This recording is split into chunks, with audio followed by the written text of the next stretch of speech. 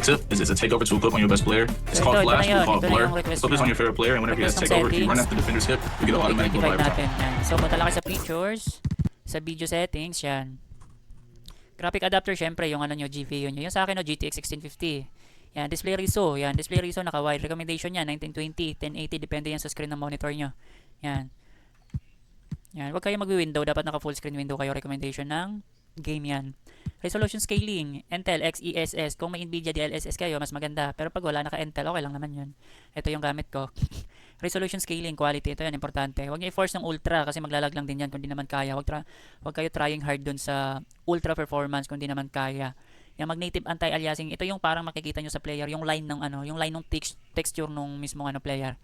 Yan, para smooth lang naman tignan, naka-native lang kayo dapat. So, yan. So sa resolution scaling, sharpness yan, ito din yung ano, yung details. Pag naka-sharp, yan, familiar naman na kayo dito. Sa akin naka-0 lang to. Para default lang tayo.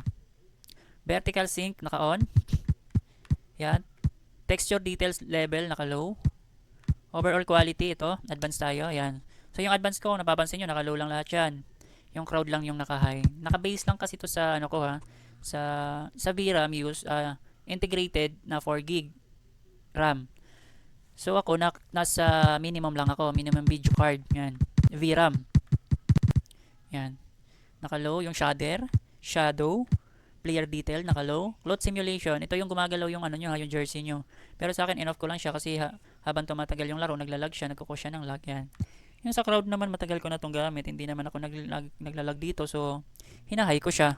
Kaya ko lang naman hinahay dito para mas realistic, hindi patay yung game, may mga crowd pa rin. Yung iba kasi mahina yung crowd, yan, parang boring panoorin. So sa akin naka-high siya. Para parang nanonood pa rin kayo ng live, yan. Pero naka-live naman talaga tayo at nanonood kayo. Yung sa ira naka-high, wala namang ano to, walang bearing, oh. Kahit naka-ano yan, naka-off, naka-high. Hindi naman yan ano, hindi naman effect yung sa game nyo in game. Yan. So ambient naka-on, temporal anti naka-off, motion blur naka-off. Depth of field naka-off. Ito yung parang nag-auto-focus. In-off ko lang siya yan.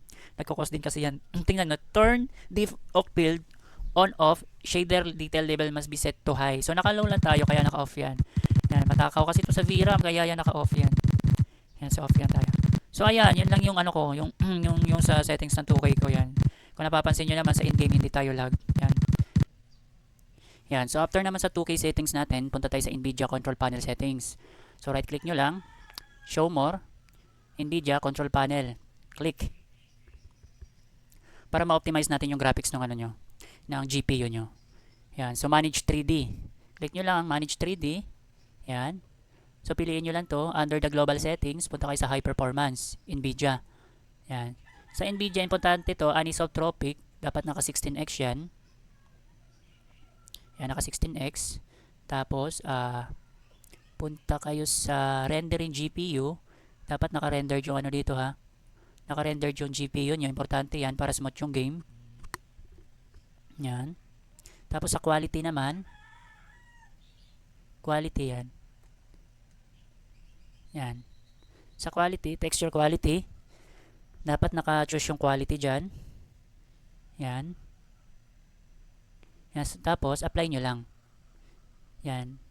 After dun sa global settings, under, punta naman kayo sa program settings, yung katabi niya. Ito, oh. Yan, yung katabi niya. Yan.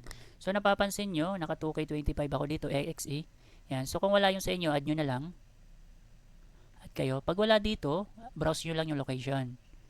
Yan. Importante ito, ha. Yan. Browse nyo lang yung location. Tapos, click nyo lang to. Select the preferred graphics. Yung sa akin, yan. Naka high performance tayo. Yan, high performance. Yan, under high performance, vertical sync. Hanapin nyo yung vertical sync nyo, yan. Dapat naka-use global. 3D. Okay.